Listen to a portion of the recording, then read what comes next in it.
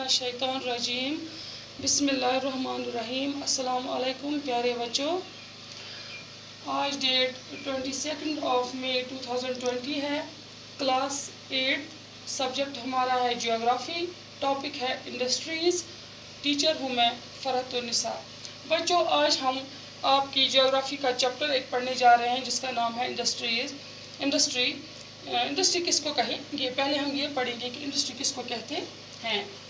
पहले मैं आपको ऐसे ही समझाती हूँ। इंडस्ट्री एक ऐसी चीज़ होती है जहाँ से कोई भी कच्ची चीज़ हमारे लायक बनाई जाती है। रॉ मटेरियल कहीं से भी लेते हैं और जब वो हमारे लायक बनती है वो एक इंडस्ट्री में बनती है। फॉर एग्ज़ाम्पल कॉटन है, हम कॉटन के कपड़े पहनते हैं तो वो कहाँ से आते हैं? तो कॉटन के कपड़े आते हैं बच्चों, पहले एक पौधे से कॉटन लेते हैं, कच्चा मटेरियल लेते हैं, फिर उसके साथ एक ऑपरेशन होता है, एक इंडस्ट्री में वो डेवलप होता है, फिर हमारे लायक बनता है। Industry, it refers to an economic activity that is concerned with production of goods, extraction of minerals, or the provision of services. Thus, we have iron and steel industry, production of goods, coal mining industry, extraction of coal, and tourism industry service provider. It refers to an economic activity that is concerned with production of goods, extraction of minerals, and provision of services. Industry वो चीज़ होती है जहाँ से हमें कमाई भी होती है, जहाँ हम पैसे भी कमाते हैं और हमें चीज़ें भी मिलती है। प्रोडक्शन ऑफ गुड्स, जो चीज़ें हमें बोला, जो अभी आपको कॉटन के कपड़े हम पहनते हैं, या कोई ऐसी स्टील के बर्तन होते हैं, या स्टील की कोई चीज़ होती है, या लोहे से बनी चीज़ें होती हैं, वो हमें इंडस्ट्रीज़ के ज़रिए डेवलप होकर मिलती है। यानी रॉ मटेरियल को डेवलप किया जाता है, उसको चेंज किया जाता है, हमारे लायक बनाया जाता है। जहाँ पे बनाया जाता है तो उसको इंडस्ट्री बोलते हैं। Extraction of mineral, provision of services. Thus we have iron and steel industry. Iron और स्टील, लोहे की और स्टील की जो इंडस्ट्रीज़ होती है बच्चों, उसको प्रोडक्शन ऑफ गुड्स कहेंगे, यानी वहाँ से हमें चीज़ें मिलती हैं स्टील की, आयरन की। कोल माइनिंग इंडस्ट्री जो होती है, extraction of coals. Tourism industry, जहाँ से सर्विस प्रोवाइड होती है, जो हमारे टूरिस्ट्स आते हैं या हम जाते हैं बाहर घूमने के लिए, सयाह आते हैं यहाँ कश्मीर देखने के लिए, तो उनको जो सर्विस प्रोवाइड होती है, ट्रांसपोर्ट सर्विस होती है, या कोई भी उनको गाइडेंस होती है यहाँ पे, वो टूरिज्म इंडस्ट्रीज के ज़रिए होती है। तो इसको हमने क्लासीफाई किया है, कुछ हिस्सों में इसको तकसीम किया है। तो बच्चों, क्या क्लासिफिकेशन ऑफ इंडस्ट्रीज़ क्या क्या हैं? Industries can be classified on the basis of raw material, size and ownership. इसको क्लासिफाई किया गया है on the basis of raw material. Raw material मैंने पहले ही बोला है, इसकी बेस किससे बनती है? रॉ मटेरियल से, कच्ची चीज़ों के ज़रिए कच्ची चीज़ों को हम चेंज करते हैं इसमें इंडस्ट्रीज़ में। साइज़ क्या होना चाहिए, ओनरशिप क्या है, इसका ओनर कौन है, यानी इसका मालिक कौन है, मालकियत। रॉ मटेरियल्स, पहला है raw materials. Industries may be agro based, mineral based, marine based, and forest based, depending on the type of raw materials they use. Raw material बोलते हैं कच्ची चीज़ों को।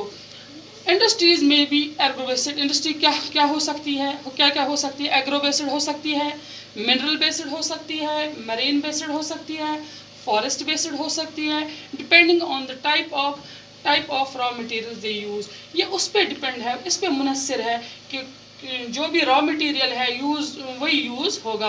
अगर एग्रो बेस्ड मटेरियल है तो वही उसी इंडस्ट्री में वो चेंज होगा। तो अगर फॉरेस्ट बेस्ड है तो उसी फॉरेस्ट बेस्ड इंडस्ट्री में डालेंगे।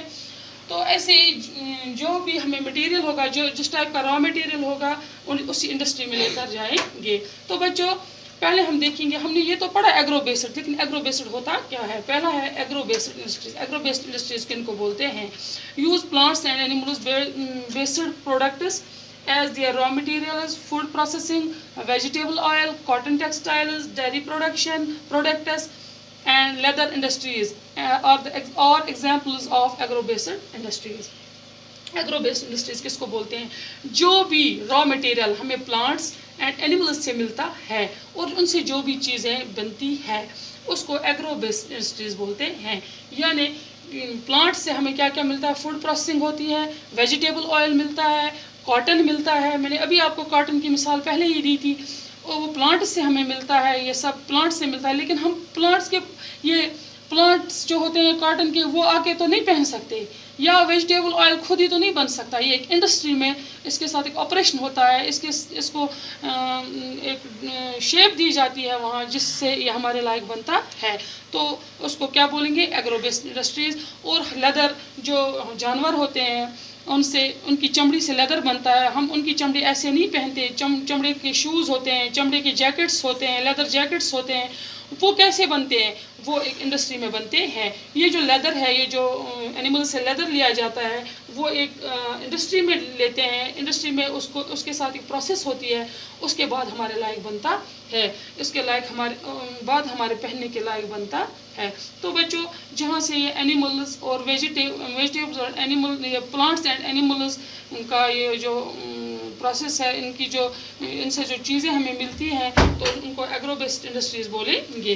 दूसरा है मिनरल बेस्ड इंडस्ट्रीज़ और primary industries that use mineral ores as their raw materials. The products of these industries feed other industries. Iron made from iron ore is the product of mineral based industry. बच्चों, mineral based industry किसको बोलेंगे, that use of ores of their raw material. ये जो कच्ची चीज़ें हम निकालते हैं, ज़मीन से निकालते हैं, एक इंडस्ट्री निकालती है, ये खुद नहीं निकाल, मशीनों के ज़रिए निकाली जाती हैं ये चीज़ें।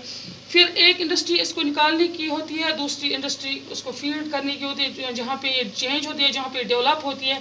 आयरन निकालते हैं, तो फिर ये आयरन दूसरी इंडस्ट्री में लेके इसको एक शेप दी जाती है, हमारे लायक बनाया जाता है, is the product of mineral based. ये एक प्रोडक्ट है मिनरल बेस्ड इंडस्ट्री का। तो बच्चों, मुझे उम्मीद है कि आपको ये 2-3 चीज़ें अच्छे से समझ में आई होगी। तो इंशाल्लाह अब रह गए हमारे पास फॉरेस्ट बेस्ड इंडस्ट्रीज़ और मैरीन बेस्ड इंडस्ट्रीज़। ये हम इंशाल्लाह कल की क्लास में पढ़ेंगे। आज के लिए इतना काफ़ी है समझने के लिए। तो आप अपनी कॉपी निकालें, अपनी पेंसिल निकालें और इसको, या पेन निकालें, इसको अपनी कॉपी पे नोट कर लें, क्योंकि ये आपको काफ़ी हेल्प देगा एग्ज़ाम में। तो इंशाल्लाह बच्चों, आज के लिए इतना ही काफ़ी है। इंशाल्लाह कल मिलेंगे दूसरी क्लास में। अस्सलाम वालेकुम।